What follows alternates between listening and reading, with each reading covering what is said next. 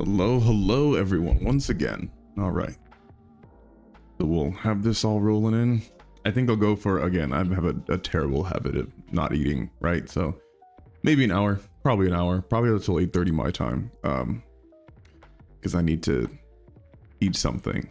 Because I just have not done that. Well, that's not true. I eat a ton, but just not recently.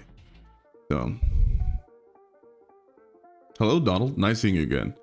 And I am going to make a concerted effort in the future. I am a minute late, Miniman. I am very sorry. You know, you guys are getting the shivers and like refreshing your computer screens while I'm setting up these streams, and I understand I have to be more punctual. But yeah, Donald, I'm definitely going to look into, after I finish Mass Effect 3, the playthrough that I'm going over, getting into Metro, because again, I've heard very good things about Metro, so I definitely do want to give it a shot. Although I might need some hello, Groovy Raven, might need some advice on which one to start with. I know there's a ton, so yes, please, C's get degrees. A 30% is still or 30% off is still 70. I mean, you can deduct 30, that's fine. That was the old adage back in college. Hi, Spiral Mark, thank you. But yeah, the old adage back in college was C's get degrees, and oh my gosh, I was a terrible student in college. The stream did just start literally 4 minutes ago. Yeah, I was a terrible student in college for my first 3 years. And then I realized if I don't get my act together, I'm actually gonna fail out of college. And my college is $60,000 a year. So $240,000 in total. And I'm still in debt. Do not get it twisted as if, and then I did a master's after that, which is a whole other almost $100,000 in debt, which I'm never going to pay off. I've already come to terms with that. But I made sure that if I'm at least going to have all this debt, I want to get a degree out of it. So I kicked myself into gear in my last year, which is also the year I finished my first book, by the way. And that was also the year that I finished my first D&D campaign. I D&D'd a Game of Thrones campaign, which was the wildest, craziest, most fun time that I think I've ever had with my friends. I don't think there's going to be anything that compares that I can think of to that D&D campaign that was Game of Thrones based, because I was the dungeon master, and that's when I was getting into writing my own fantasy stuff, and it was just really cool. It was 18 months of D&D.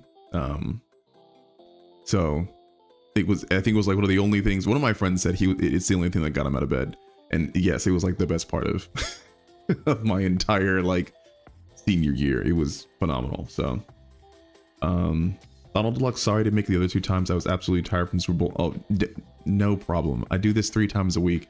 I did notice that you weren't there, but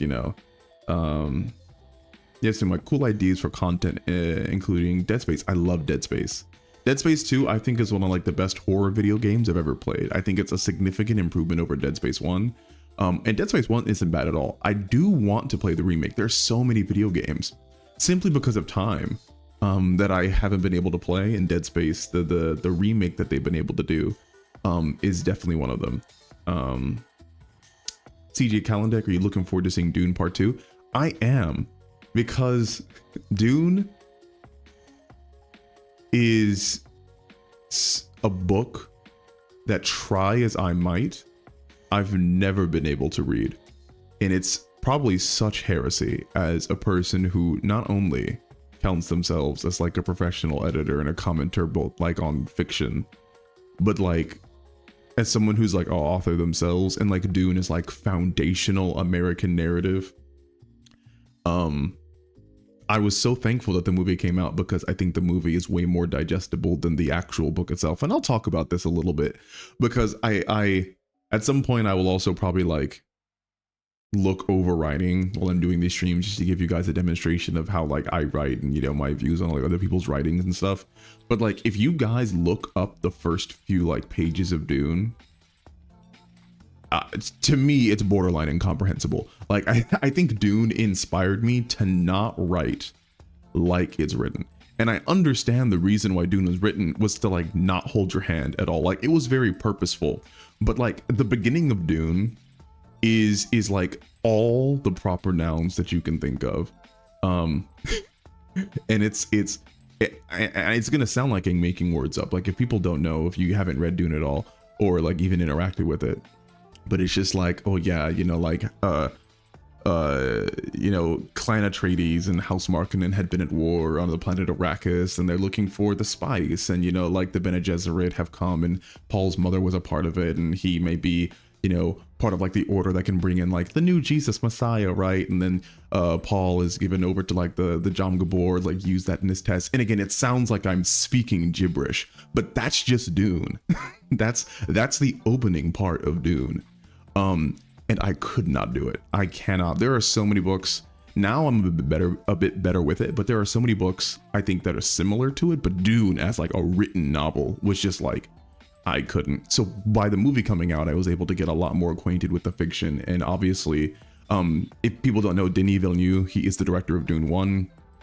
He's one of my favorite directors. Absolutely love Denis Villeneuve. He did Arrival. And then he also, which is one of my favorite movies ever. It is so good.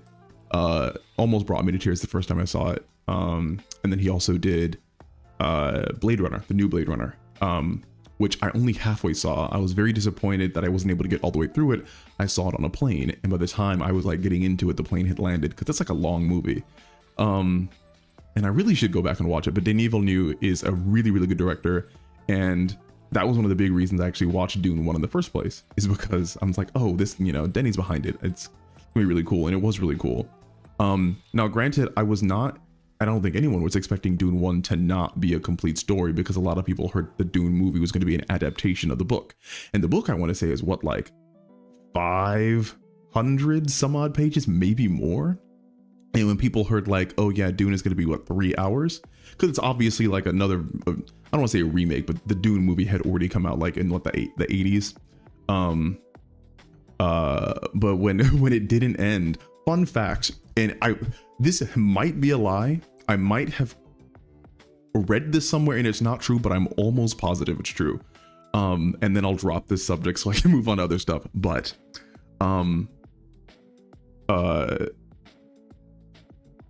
Dune as a movie, from what I believe, was, everyone expected it to be a full redo, like a visual reimagining of the written work, right?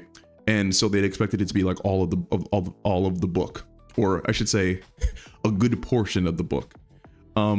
Apparently people didn't expect there to be a Dune 1 and then a Dune Part 2, and obviously Dune Part 2 is coming out.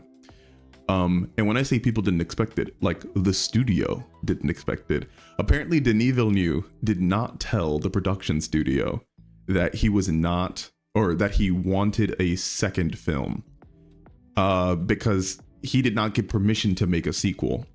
And I'm pretty sure the reason that people know this is because, what studio, people might know it. Oh, he did Sicario too. Yes, but whichever studio was the one who made Dune,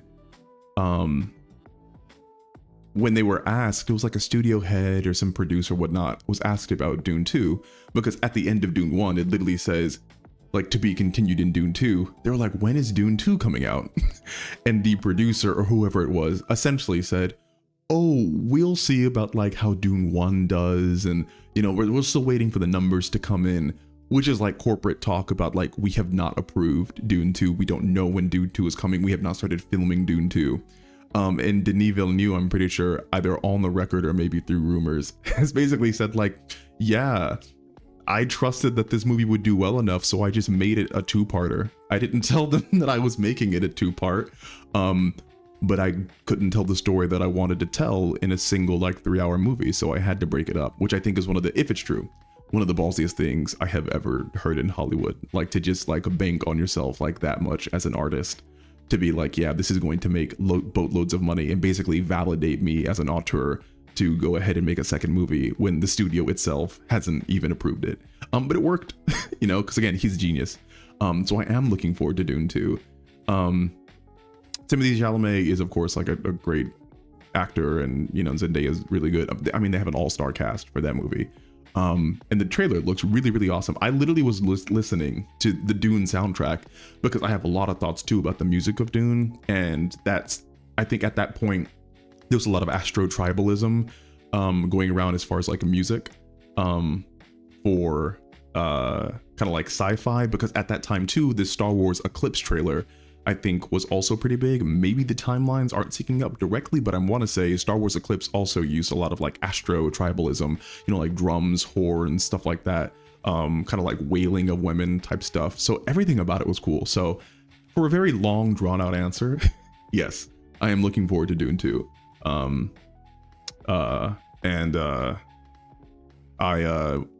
am going to hopefully be able to make some videos and whatnot about it all. So with that out of the way, now, you know, let me go back to answering some questions. Let's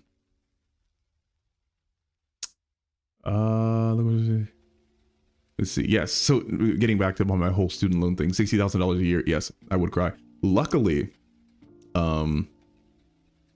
Joshua, I have not had to pay all of it, because and this is kind of like, I guess, the saving grace of having a single Black unemployed mom when I was accepted into my college. So I went to Loyola Marymount University, which is literally like the school on the hill that overlooks like the Pacific Ocean.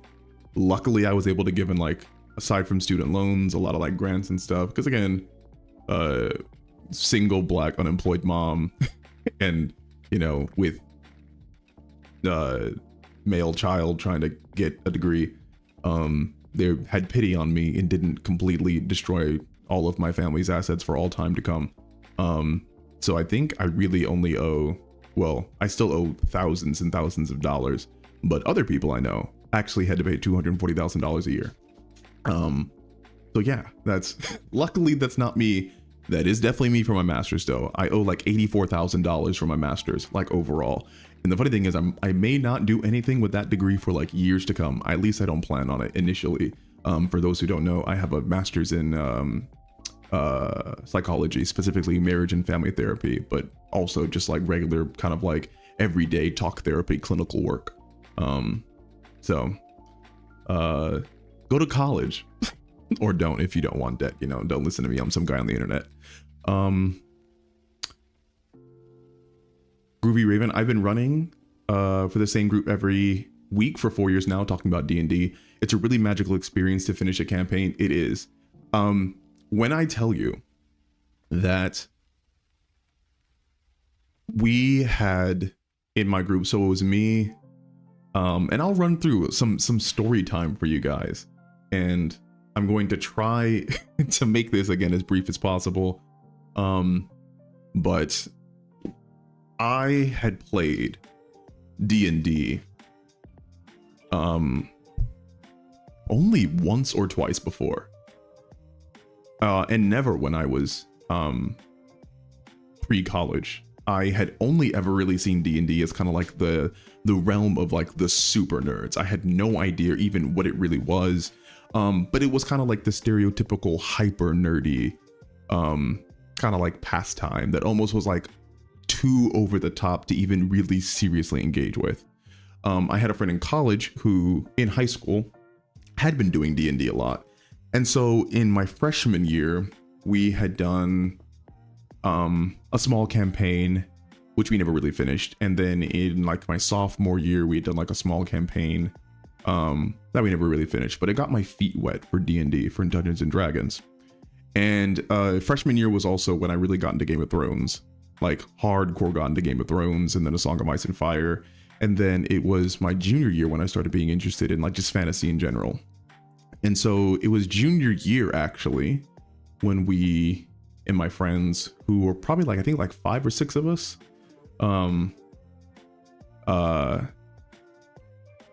started playing D&D, or got into minds to playing D&D. And I said, oh, I'm wanting to, thank you for the $2, Conrad.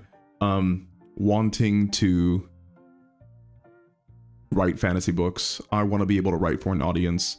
I think this would be good practice for me as a writer to be able to DM a D&D session. And by coincidence, I also managed to find a Game of Thrones handbook for Game of Thrones campaign. There was, I believe, a module in there for how the story could go, but of course, it was completely able to be homebrewed as well. And so I got me and a bunch of friends who were like, yeah, we'll start playing. So funny enough, one of my friends during this whole experience also, he's a black guy, believed Dungeons and Dragons to be the realm of kind of like the hyper nerd stuff, like too nerdy to even be engaged with. And to the point where like he didn't want his dad knowing that we even like played it when his dad would come to visit. And he would watch us play and he would really ridicule us, and he'd be like, oh, you guys are such nerds. And, you know, weeks would go by and then he'd sit in on our sessions, and then, you know, months would go by, and then he started telling other players what they maybe should do.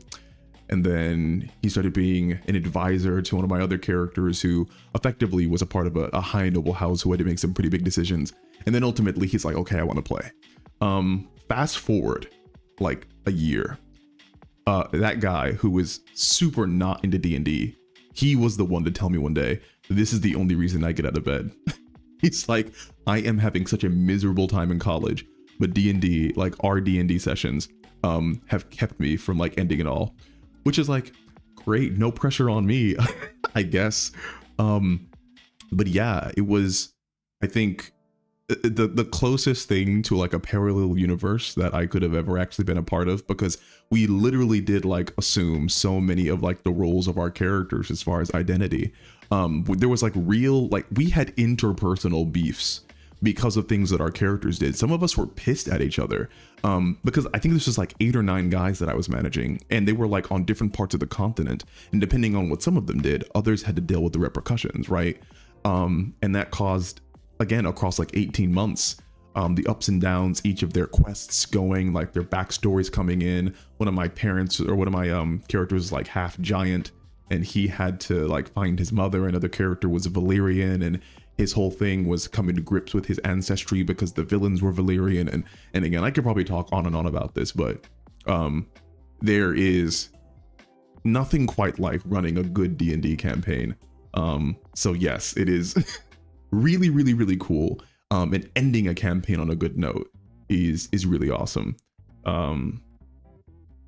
So yeah, I would agree. Anyone who hasn't done it, if you can, even if you need to do like a regular old handbook, go for it. Because it's really, really cool. M3D, is there any show or movie that you feel makes a great study of different ways fights and actions can improve a story? That's a really good question. Oh gosh. A movie that makes you feel great study of different ways fights and actions can improve a story. I mean, part of me just think this is like a cop-out answer. I mean, it kind of is, because now that I think about it, the violence in Game of Thrones and like the fight scenes in Game of Thrones aren't like pivotal to a lot of the story. I think obviously the outcomes and the consequences thereof.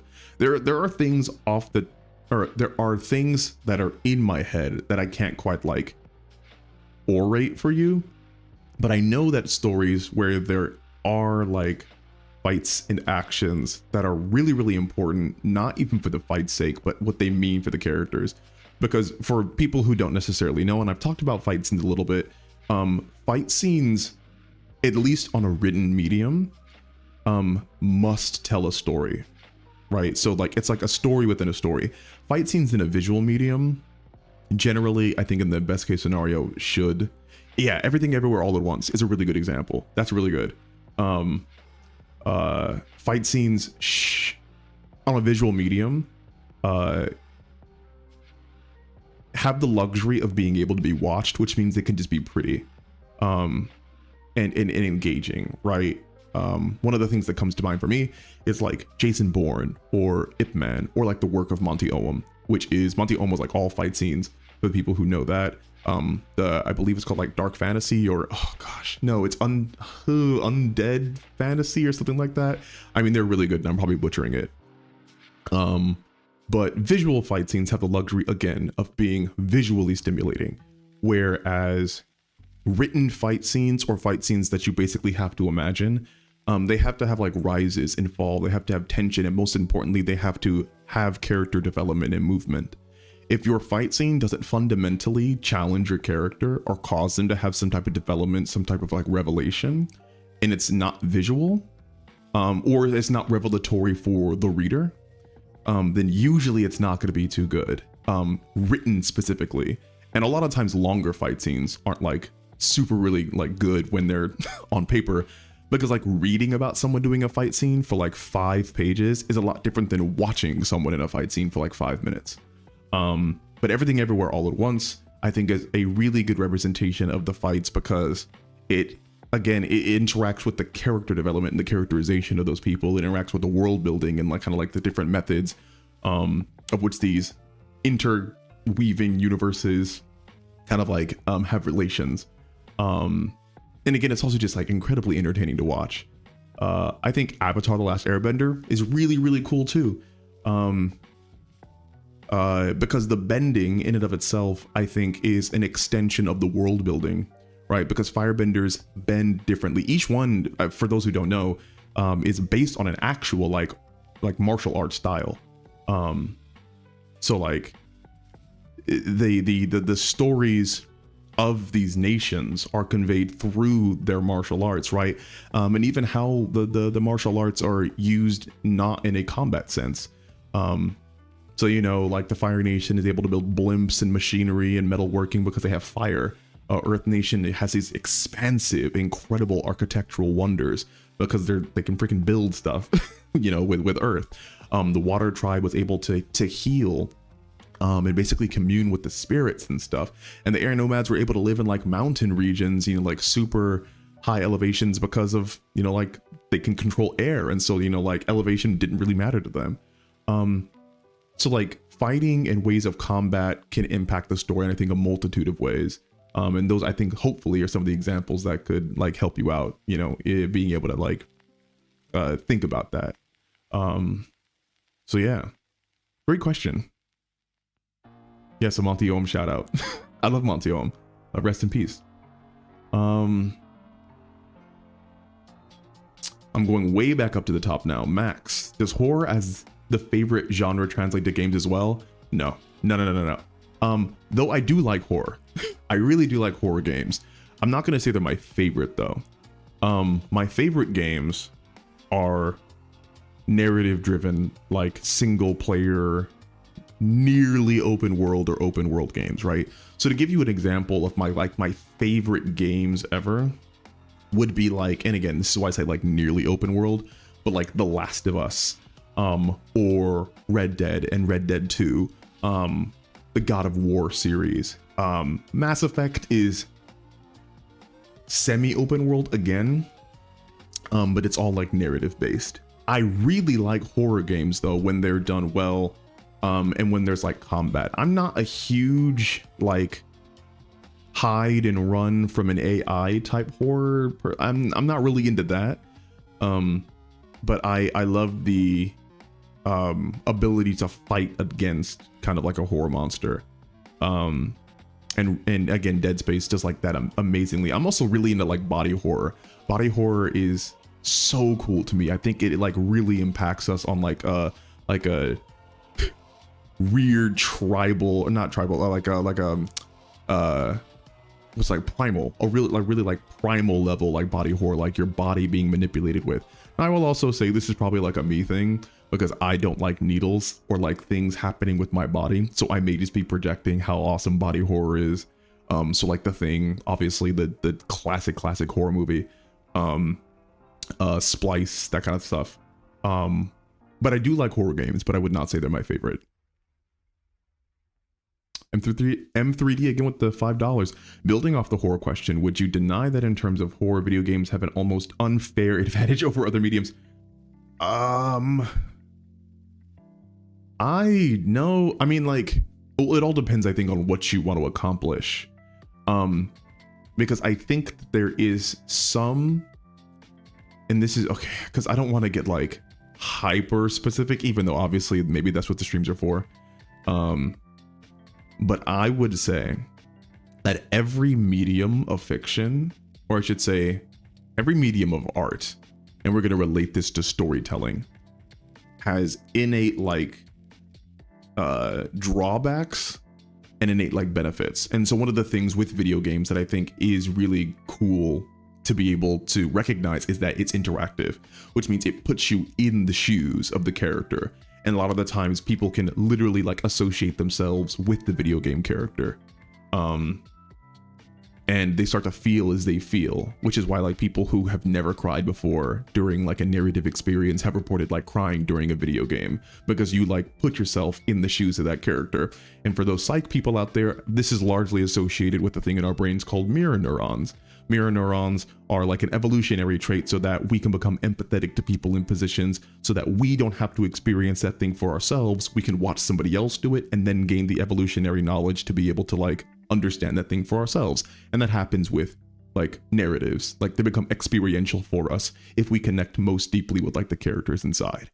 But now as far as horror, one of the things that actually happens is that because you have control in video games in a lot of situations, there is a sense of power that is instilled in a person playing through a horror game, because they can say, I don't want to progress through here. I'm not going to progress through here yet until I'm more accomplished. I need better weaponry. I'm not going to investigate this because I don't want to, right? There's a sense of agency when you're playing a horror game. The difference in watching a horror film or watching a play, or even listening to a horror story, is that there's a complete lack of agency and control in those mediums. They're uninteractive. And by them being uninteractive, they can force you to engage with the narrative insofar as you don't even want to, right? So like there's things that you can avoid in a video game that may be too scary for you, or things that you may not want to like get involved with. Whereas an uninteractive experience, since you're invested, you're going to stick with it, but like it can force you into situations that you would not otherwise engage with. And I think that's kind of like one of the distinctions between video games and other narratives, right? On like a larger level of being like, again, on a screen that you're just watching. Now, largely what I say video games have an advantage, of course, because anytime you could put someone in like an interactive setting, I think that helps a lot with being able to make that kind of like immersive nature come forth. And horror is probably the most immersive necessary type of fiction that you could tell. But I'm not going to say it innately has like a across the board advantage, because sometimes that lack of agency really does help in being able to establish kind of like a feeling of insecurity and vulnerability in someone who's interacting with the fiction. And I think that could be really, really cool.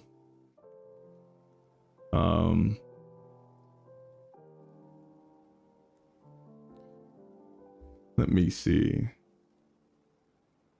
It is Zelda music, by the way. The background music is always, well, it's either going to be Zelda and chill, or it's going to be Pokemon and chill.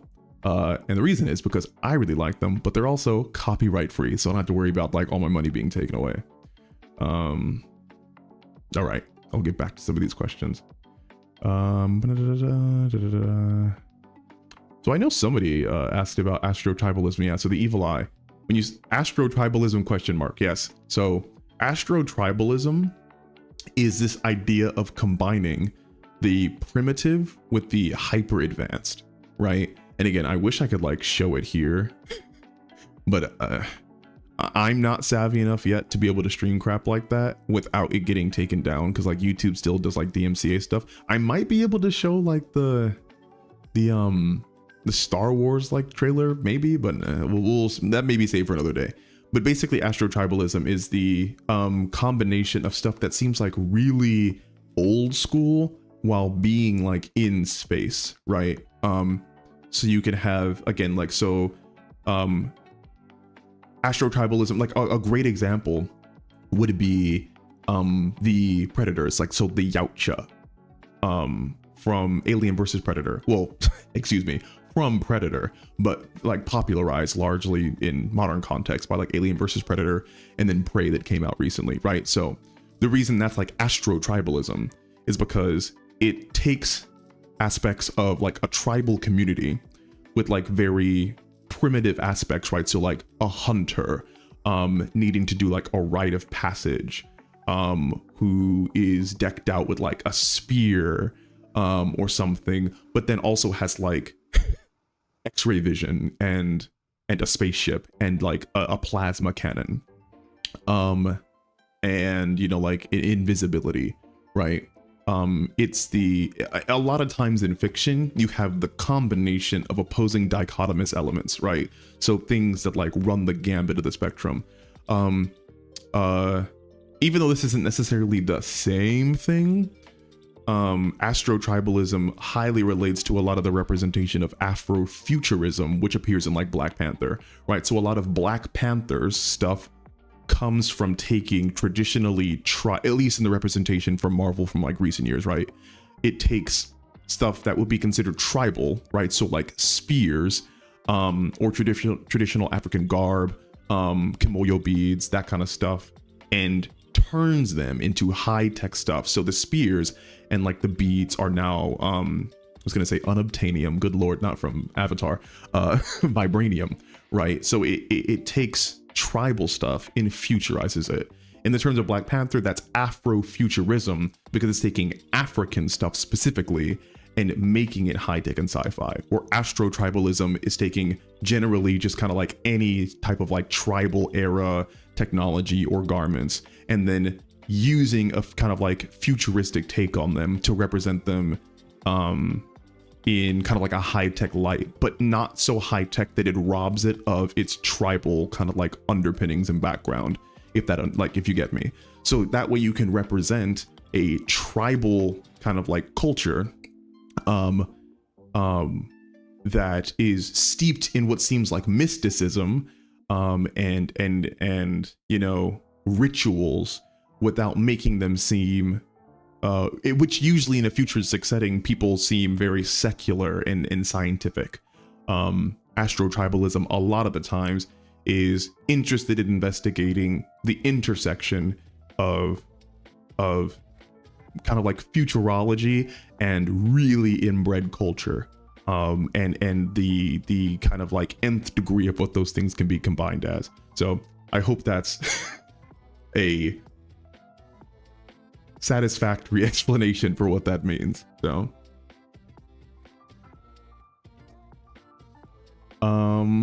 let's see. Man, okay.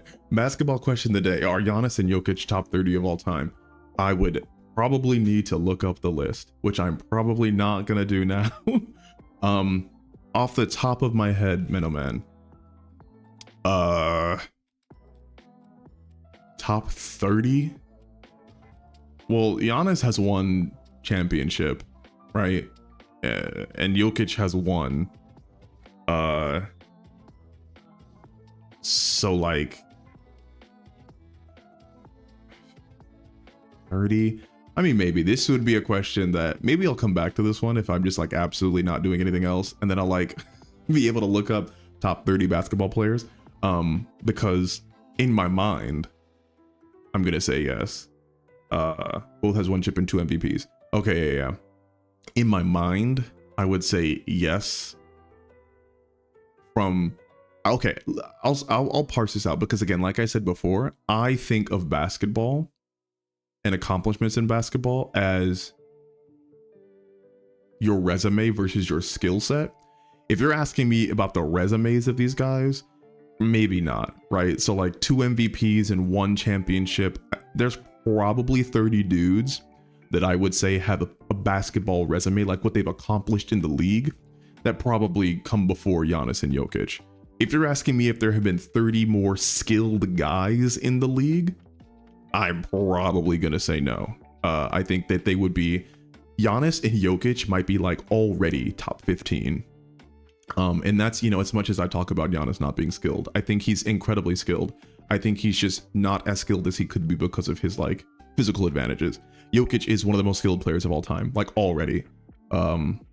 So I think I would parse it out that way. I would need to look into kind of like comparatively the basketball resume of everybody else, to be able to see like top 30, but I'm going to say skill wise, definitely top 30.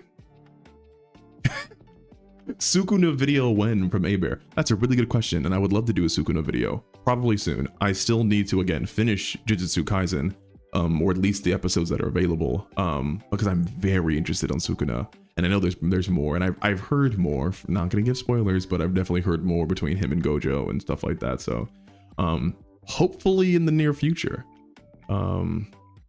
Shalaby, have you ever considered doing voiceover work? As I mess up on voiceover. You have the voice for it. I have.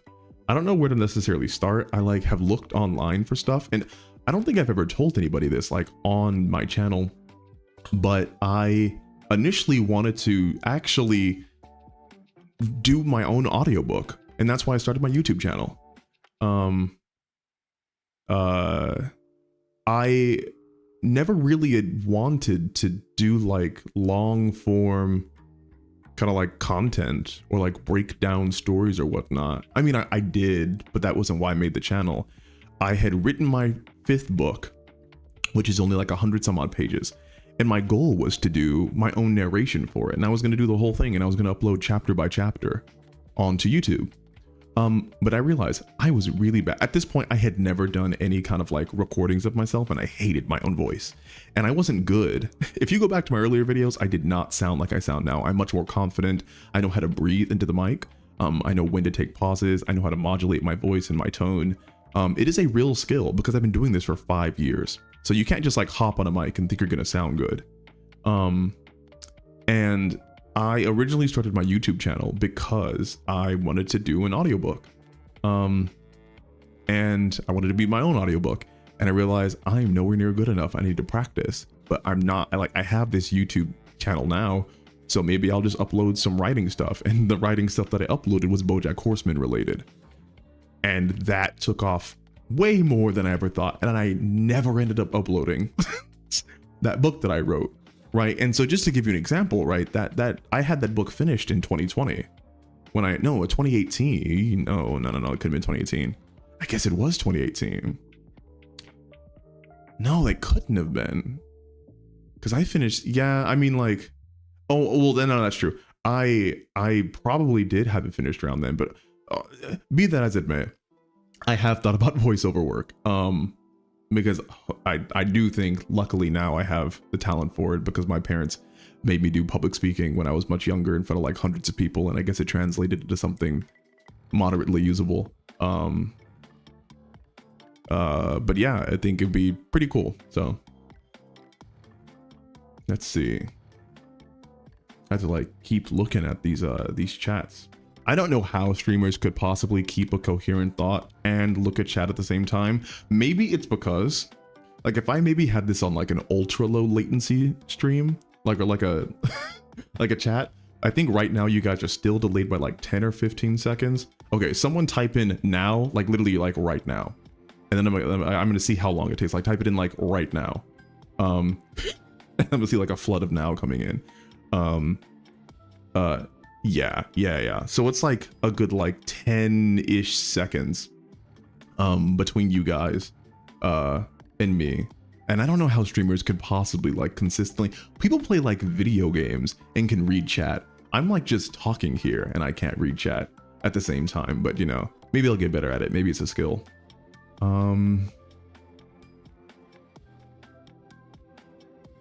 Donald Deluxe, is Dune Part 2 an extension of the first book due to how big it is? I believe so, yeah. As far as I know, I mean, obviously there's so much Dune content, and I'm not a Dune expert at all, so, you know, this may not be for me to be able to say.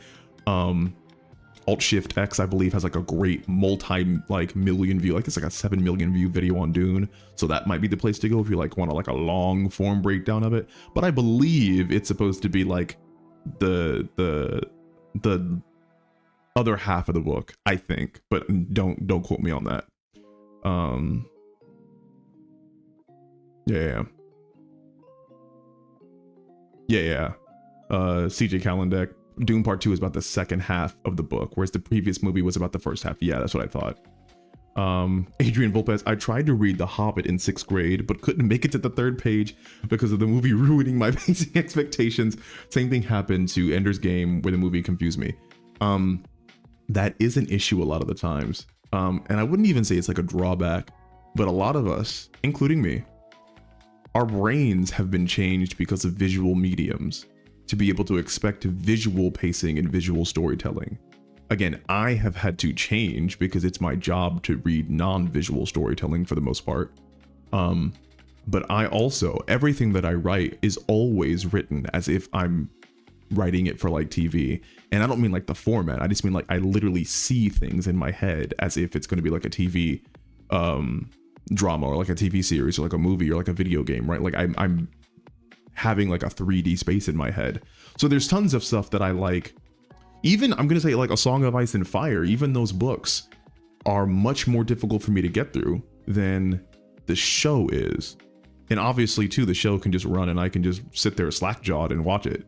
But the show, because it's just what I'm used to, is easier for me to digest than me having to manually like read those books, because the pacing of reading like prose and dialogue is just so different. So I think there's a lot of people out there like that, Adrian, because I'm like that too. And I try not to let my predisposition towards visual mediums limit me from being able to enjoy the written medium, because you know there's so much great work out there that's just written, because not everyone can afford to put everything visualized.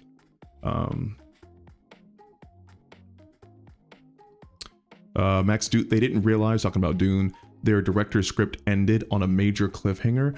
I don't think that, no, from what, and I'm gonna say like some studios are relatively hands off, but I think like by the time that they had started like filming and doing all this, they couldn't do anything else. Like it's a situation, at least with Dune, like think about it, like, and again, it could all be a lie. I'm not saying that this is like the truth, but this is what I've heard during the time of the release, what Denis Villeneuve and like other people in the studio were like saying, that by the time that they had finalized like everything, think of it as like a point of like no return where they couldn't like go back and change stuff. They just didn't know, or at least I should say they didn't approve of a second one, at least at the very least. So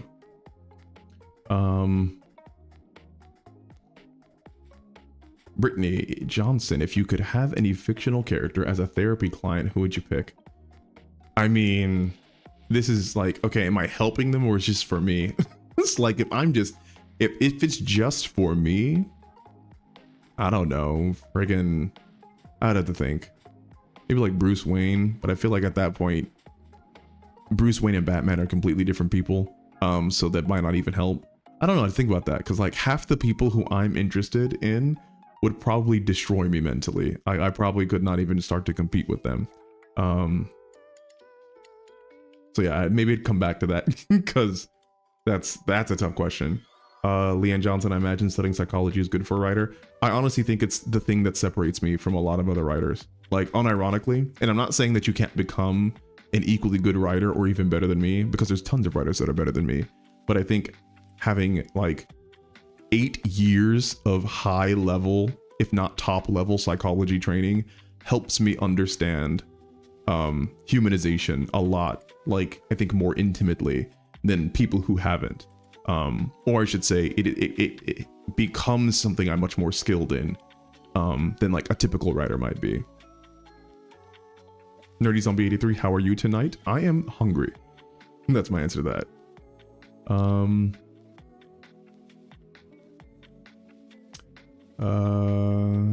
Max Dude, how big are you on old cinema?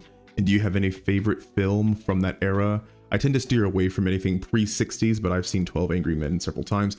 So if you're talking about like old era, I guess technically like the oldest film that I really like is Nosferatu, again, because I'm a horror buff.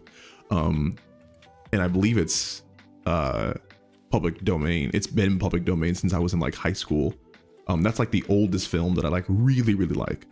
But if you're talking about like black and white stuff, there's probably a fair amount of, because my mom is really into old style, like she's like a TV Land person type watcher. So, you know, like Andy Griffith, Leave It to Beaver, you know, Streetcar Named Desire, Casablanca, that kind of stuff.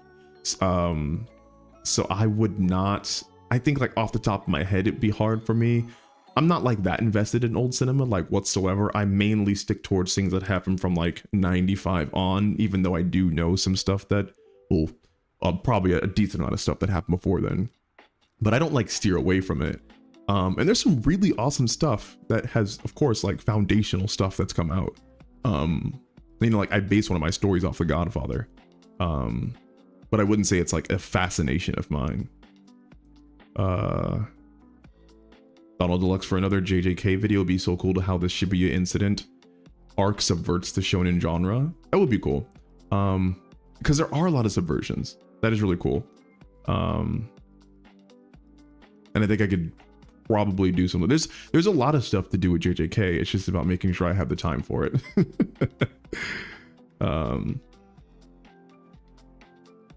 Adrian Volpes, I've been playing Star Dynasties until Dune Part 2 comes out. It's basically Crusader Kings 2 in a space map. CK2 is basically Microsoft. You don't need to explain CK2 to me. CK2, for those who don't know, and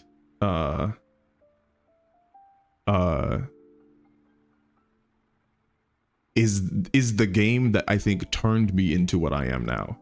I played CK2 in, it's Crusader Kings 2, and you basically are just like a European noble. Well, yeah, you're a European noble.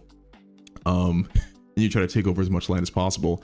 And I got into it because there was a Game of Thrones mod, and it is how I basically learned everything that I know about even generally medieval things. And of course I did like more research and stuff like that.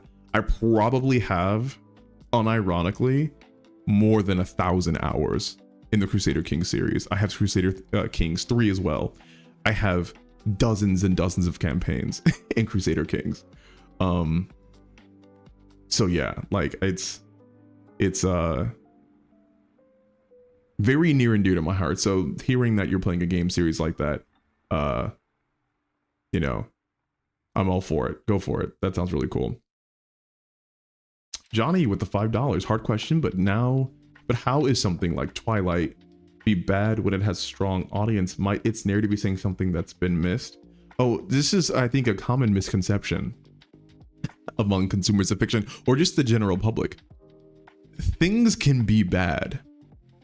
And I'm not going to say any art is objectively bad. Well, okay, there's some art that's like made to be bad, of course. So like, if the artist says this was made to subvert the genre by being bad, then sure.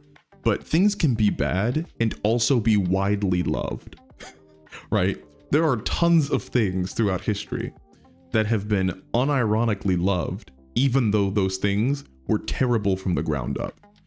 Not to get like racial here, but there were people who subscribed and still do subscribe to the idea that like some humans are lesser than other humans.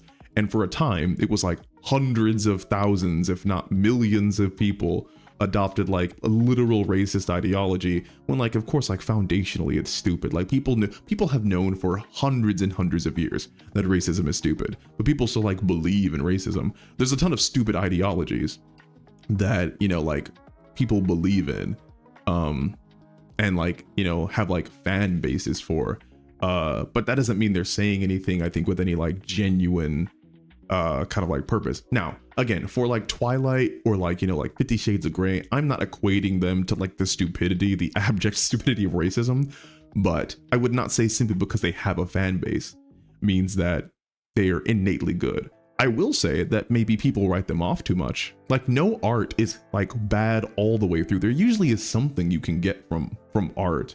And there's probably things that people are just jaded against Twilight and things like that.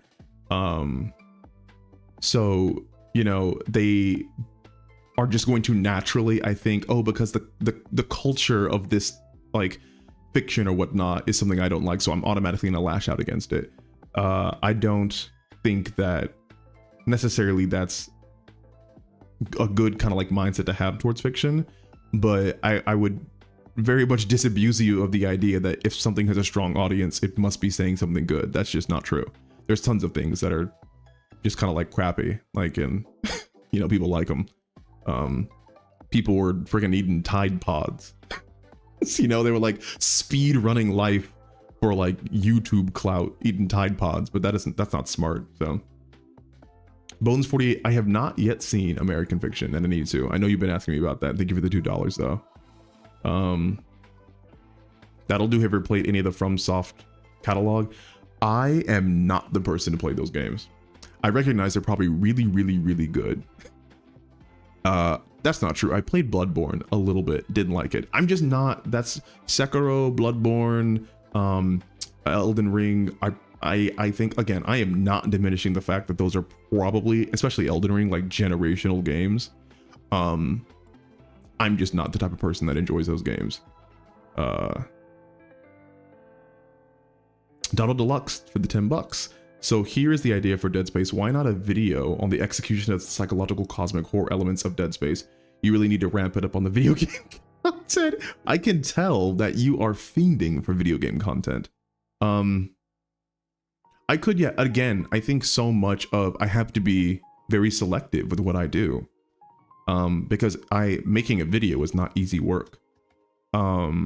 And I have to do things that I think ultimately are going to help me not starve on a month-to-month basis.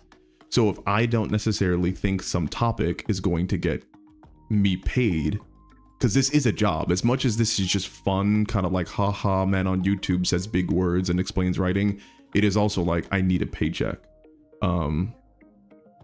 And I think that me wanting to do certain things, versus me doing things because I think that they'll also be fun for me, but also, like, again, get me paid and not have me starve, is like a very fine line I have to walk. So if I think that I can present something in a way that can bring forth of an audience to be able to watch it and get it, like, I'm not going to say a commitment from people to watch it, but kind of like the idea of, you know, I can maintain my livelihood while still doing this, sure. And of course, the other side of that is, hopefully I'll get to a point again where I'm comfortably doing enough stuff so that I can do passion projects. I am no longer at a spot where passion projects as far as YouTube are like viable. I was there for a little bit, but like if I had more support on like Patreon, or, you know, more consistent views, right? Like my last few videos have gotten under 60,000 views, even though I have 300,000 subs, right? Like then I'd be able to do more passion project stuff. But, you know, that's not the case right now. So I have to be very selective about what I do. Hopefully I'll be able to get back there and be able to do video game content, because that's originally what I wanted to do. One of my first videos was actually on Red Dead 2, but I haven't been able to do that. So yeah, hopefully one day. Let's see. OnlyFans is your only option, but I hope not. I've been getting told that for a while. I hope I don't have to drop trial and then give the internet what it wants. All right. I'm going back up. How do you deliver? How do you deliver a good plot reveal, or how to do a proper twist to the story indirectly, from Abear? That's a pretty general question. I don't necessarily know. I mean, like, I could talk about it from like a macro perspective, but it's setup and payoff, right? So like if you want to do a reveal, I would say that one, the reader or the audience has to care about what you're revealing in the first place, which requires some type of setup beforehand. And then you have to do it in an organic way. I recently finished Blue Eye Samurai and I realized I can't really spoil that, but there's tons of like reveals in that show that I think are excellent examples of like being set up, or twists or alterations of what like a reader or like a consumer would think what's going on. Yeah, a proper twist is just, I think, all about making sure that you've put in the work beforehand, again, because this is so broad, put in the work beforehand, so that whatever you're going to do a subversion of or a twist of, the audience is directed to believe one thing and you're going to give them another thing that makes sense, right? You can't just drop something out of the blue. It has to make sense. So that's what I would say to that. Donald Lux with the 5. If you need to do lore dives to understand the lore, Wisefish is a channel that's covered Cyberpunk 2077, Dead Space, and Metro. Will do. Thank you for the recommendation. I think that would definitely help. Yes, exactly. Donald looks like Chekhov's gun. Like being able to, that's all like prep is. Like, you know, it's like delivering something. You show the reader, the audience something so that it can be used or altered later on, right? Let me see. I'm trying to find where I was so I don't like skip around completely. Let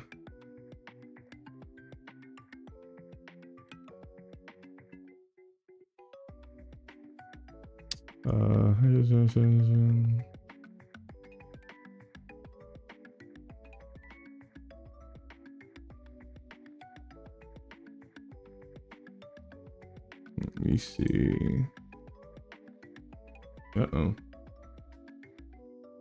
This is acting so weird. There we go.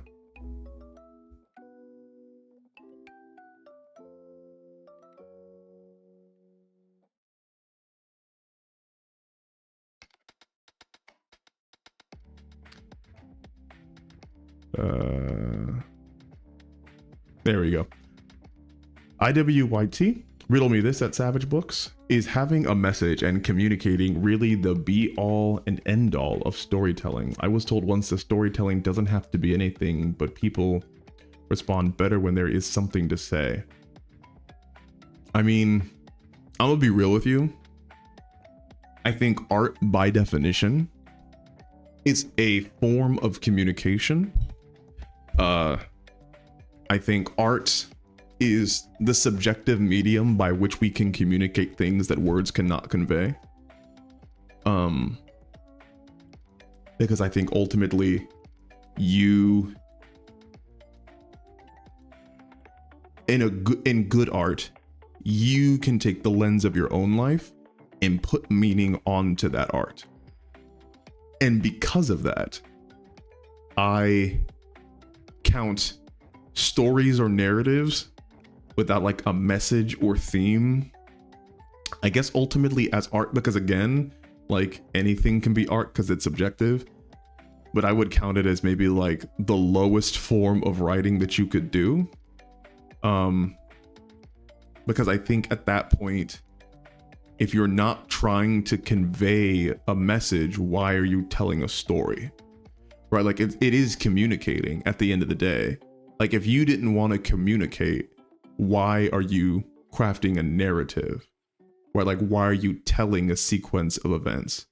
Because ultimately people are still going to take away a message and a theme from your story, even if you didn't intend it to be there, because that's just how communication works. There's no way to not communicate with somebody.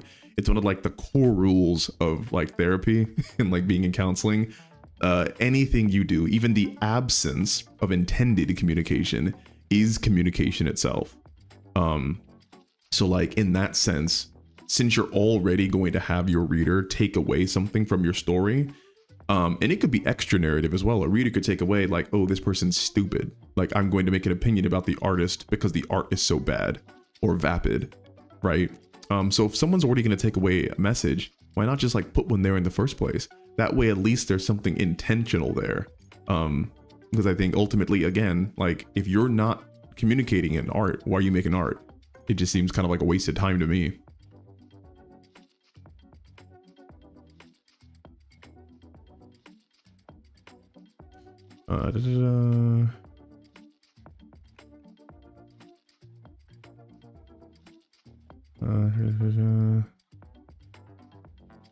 Wanda Larios, what do you think about Goku's Japanese voice?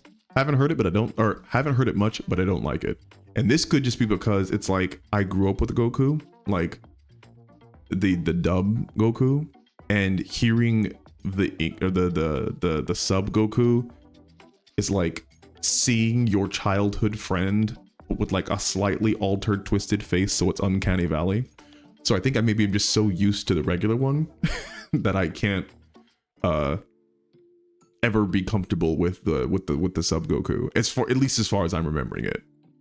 I think people are responding to the therapy question. Aang would be, if I had to, that's a really, really good answer. If I had to pick a person, a fictional character to do therapy with, because a lot of people I worked with were between, I worked with, my age range was, I mean, generally, like 12 to 18. So that'd be right up my alley. Yeah. I'd love to do Aang. I feel like he has a lot of stuff to talk about, very obviously. Now it depends if this is like pre-Runaway Aang or like end of series Aang, because those are two different people. But yeah, Aang sounds good. Or Katara. Anyone from Avatar except Azula, because I think she'll kill me. Or Ozai. Or Zhao.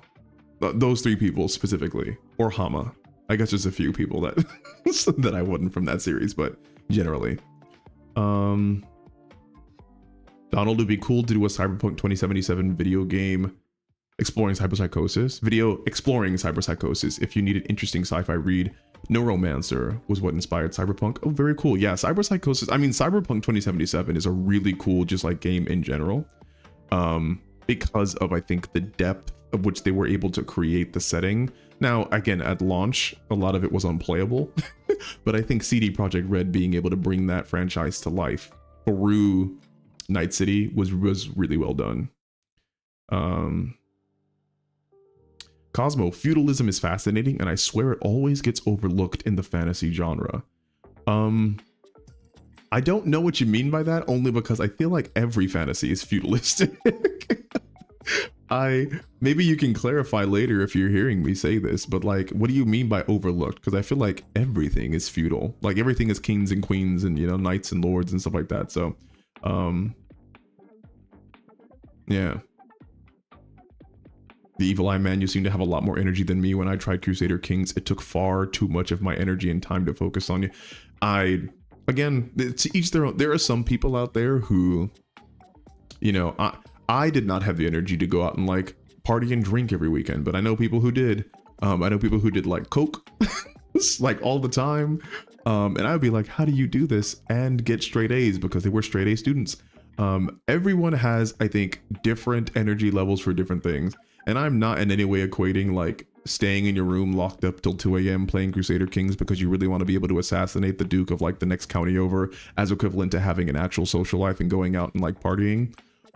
But I do think that like the grass is always greener on like somebody else's lawn, and like someone being able to do something that you can't usually means that you could do something that someone else can't. Let me see. Juan de Dios Reyes, what book regarded as classic you think is overrated? Thank you. I try to stay away from classic books, honestly. I don't know, like Moby Dick. It's just boring as sin. And I know a lot of it is like almost meant to be boring because like it's like man's fight against like the inevitability of nature.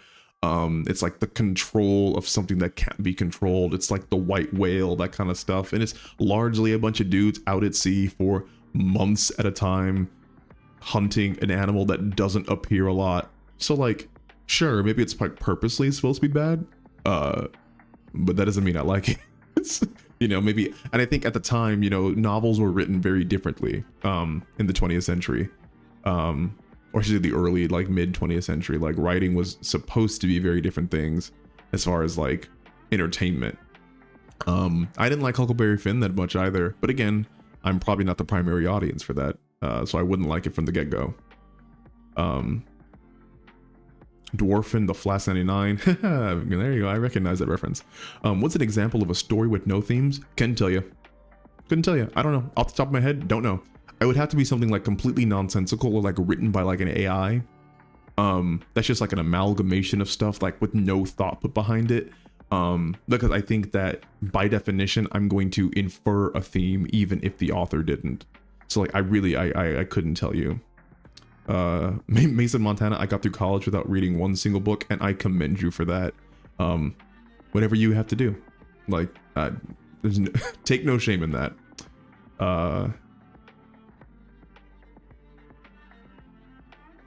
The Evil Eye. Dwarf of the Flash probably got season 8 theme belongs on 8th grade papers. That's very funny. And it's sad that that's a real quote. Donald Deluxe, how far are you in Jujutsu Kaisen season 2?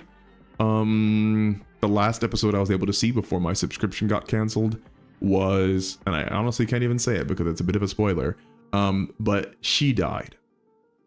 I'll say that much. She died on screen. And it was very emotional. So I hope that like takes it, you can like figure it out from there.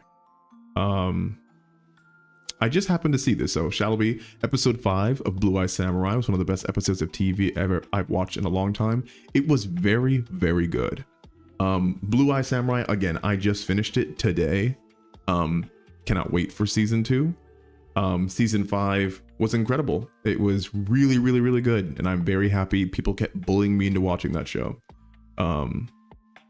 It was like very, very, very good. If you haven't watched it, it is a tough episode, Joshua. It's a very tough episode. I would highly recommend.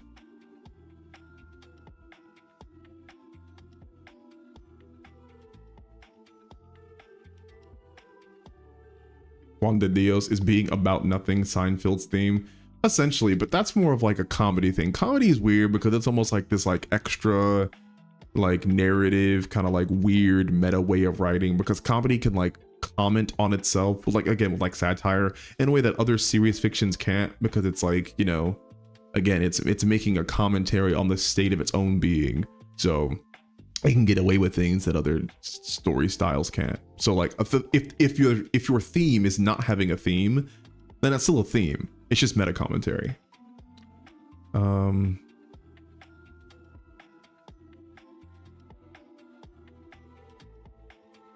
At what point, so this is from Monarch, at what point in your opinion does taking inspiration become copying, when you just do the same thing with no iteration or inspiration of your own? Like, this is a lot more simple than I think people realize. Is that like, you don't have to worry about like, oh, am I changing this enough? Am I adding in my own stuff? Like, to copy something means there's no distinguishable difference from like a top-down view of what you're taking, right? Like, if I want to write a story about a guy who is supposed to be the chosen one who fights against like the darkness, but ultimately falls and is seduced by the darkness, but then is brought back to the light because of a relationship he has with his family member, I'm not going to say, oh, I can't write that because that's Star Wars and Anakin. I'm just going to write that, but in my own different way. Right? Like, you can literally take any story, again, because things are not unique anymore. Everything's been done. Like, as long as you write your own story with the material, it doesn't matter how much you like take for like, or inspired from it. What you have to not do is literally just plagiarize things. It's like word for word from what like another author is doing. Because like, if you're not putting in anything from you, and it's just them, then yeah, then that's copying. That's not inspiration at all. It can't be considered inspiration. But like, once you start adding in your own mix and your own stuff, and like you change things, and it becomes, you know, parts of you, then that's what the inspiration is. And that's, I think, a lot more common than people think. It's really hard to just directly copy someone and not intend to do it. It's pretty incredible to do that.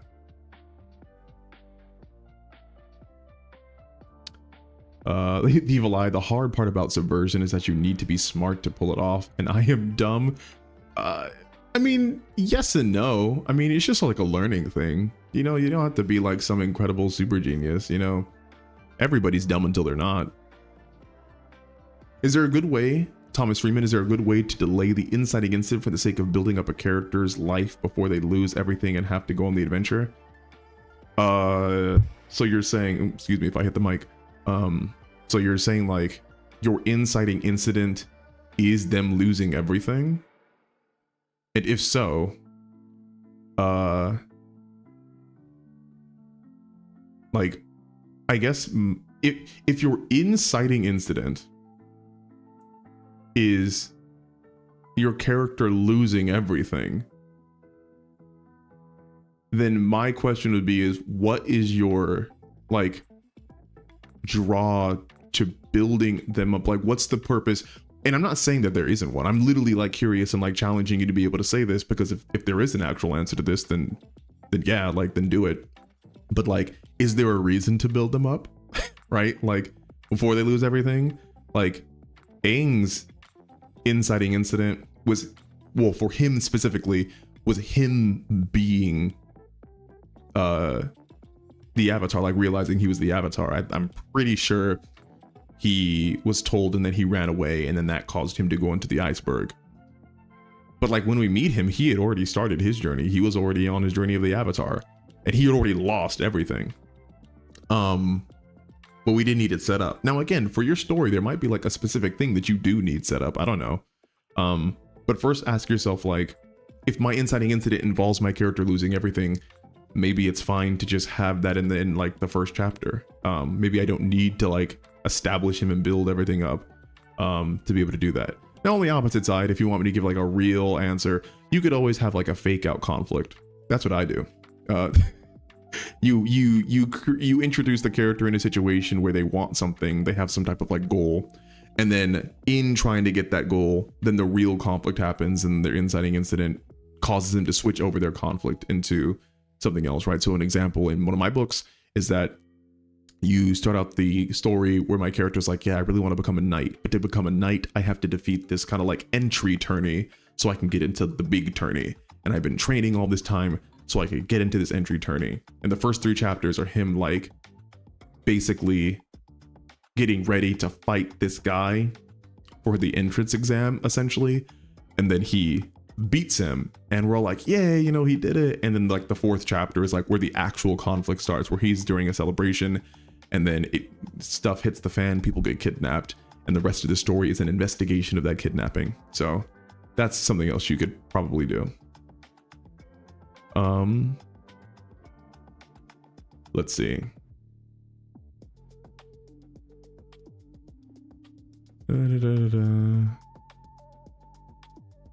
Jork 34, you made it. Yeah, happy to have you.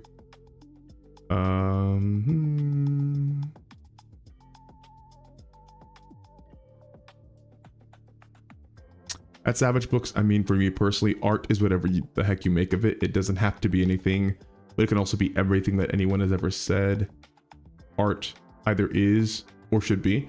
Yeah, I think that art doesn't have to be something, but art will always end up being something, right? Like, yeah, I don't think anyone has a monopoly. Even creators don't have a monopoly on their own art to say what it definitively is. Or what I should say, what a person should feel like it is. But you should definitely consider art as like a person's interactivity with it makes its meaning for them. Let me see.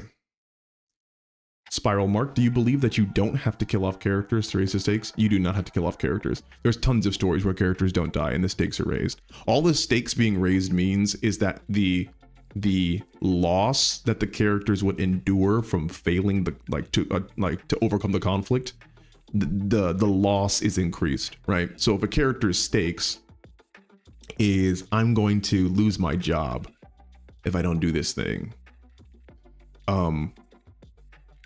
well, then that's the stakes that we've set. But if they realize, oh my gosh, if I don't do this thing, I'm going to lose my home and be homeless, well, then the stakes are raised. And if they realize, oh my gosh, if I don't do this thing, I'm going to lose my marriage, well, then the stakes are raised, right?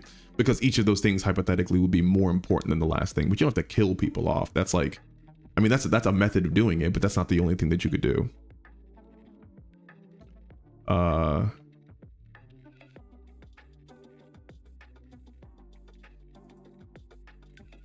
reading over some of this stuff. Brian Lowe, I do think having more than 1,000 hours on CK2 while still being bad at it is better than having a social life. Keep in mind, I am good at CK2, and I wouldn't even say that that is like an accomplishment or anything. But I might take as an adult now who struggles to have a social life outside of, you know, 2 days a week, I would take the social life over CK2, but CK2 is pretty freaking awesome. Let me see.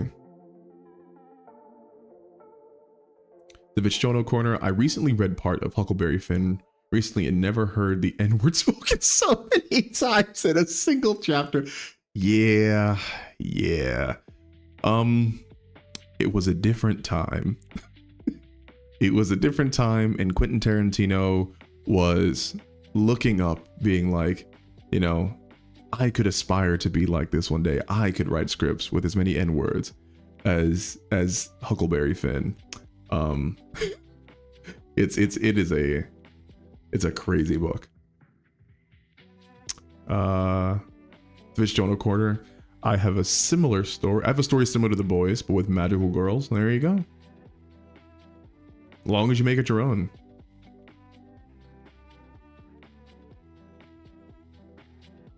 Age Regon, have you seen Godzilla -1? I have not. I really do want to though. Again, I was just talking to my Godzilla like super fan friend about this, and I really need to.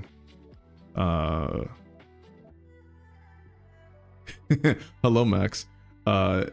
So funny enough, this guy Max in here who wants me to play Lethal Company is the Godzilla super fan. So he is the one who has unsuccessfully bullied me into watching Godzilla -1. He wants me to play Lethal Company instead of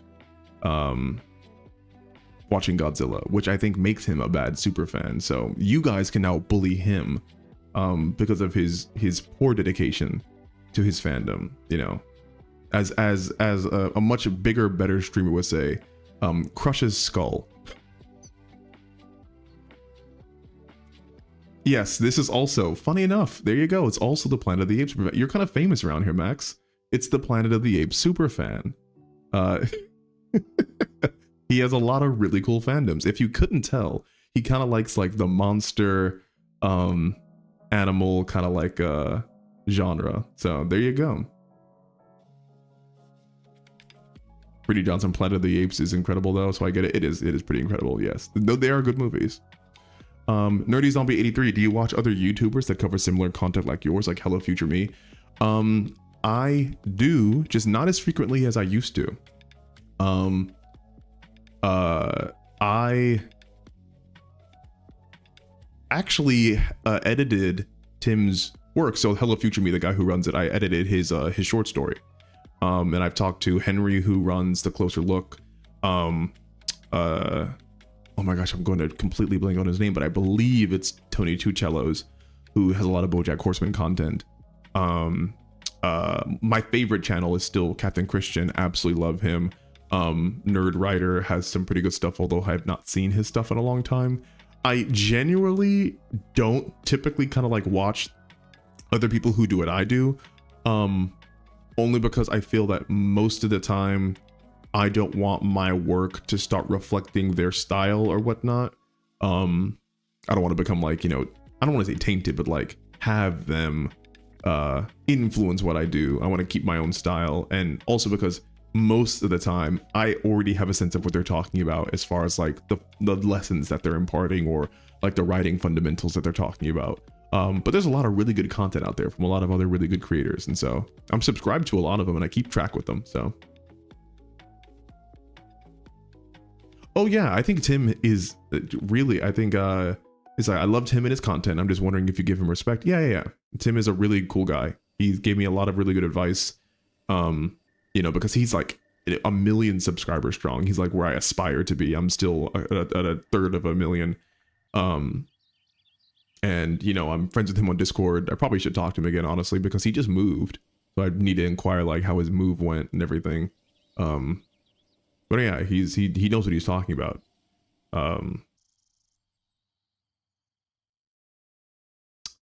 So I will do this. I'll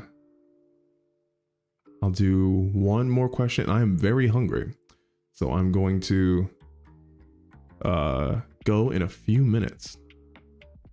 The Evil Eye. Know any good stories that addresses nihilism? Everything everywhere is all right, but for me, it is more nihilism light.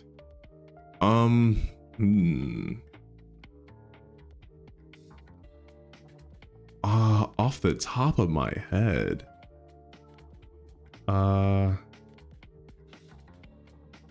there is something in my head that like rings for nihilism, because I love the idea of nihilism. I think that tales of nihilism can be really, really good, and really evocative. because I think there's something like interesting about the idea of like not nothing matters, but like nothing can matter at the end of a story, almost like the removal of like a climax. I would have to think. Yeah, I'm sorry I can't answer this off the top of my head. Is it JD? JO? Do you know any stories that are set in South America?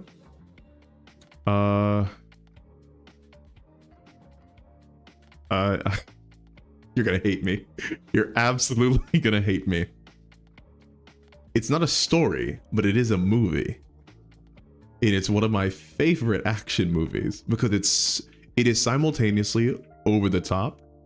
Donald Deluxe isn't the Predator. I think it is.